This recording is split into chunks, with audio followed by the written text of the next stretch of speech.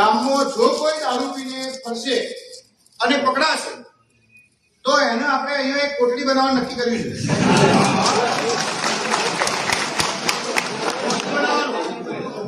જેમ જેવું કોંડું બનાવવાનું છે ગાડીવાળું, એમાં જે માણસ દારૂ પીધેલો પકડાય એ ચાહે ગામનો હોય કે બહારનો હોય, આપણે એને પૂરી લેવાનું.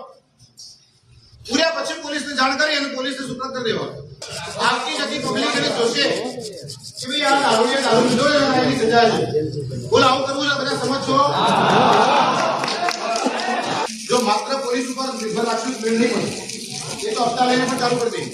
એટલે આપણું પહેલું કામ આપણે સેલ્ફ આપણે જાતે પ્રયત્ન કરીએ અને બંધ કરી. તો આ રીતે આપણે દારૂ બંધ કરવા માટેનો પ્રયાસ કરવાને ચાલુ કરીએ છીએ. આવતીકાલથી એનો અમલ થશે. જે કોઈ કાઢતા હોય એવા તમારા ધ્યાનમાં હોય તમારે સરપંચ જાણ કરવાની એ આવના ઘેર આ વસ્તુ નીકળે છે, અમે છાપો મારીશું. છાપો મારવાનો ટાઈમ રાતે 3 વાગે પણ હોઈ શકે, સવારે 5 વાગે હોઈ શકે અને વધુ 5 વાગે પણ હોઈ શકે. ગમે ત્યારે અમે આવીએ, ગમે ત્યારે છાપો મારીએ.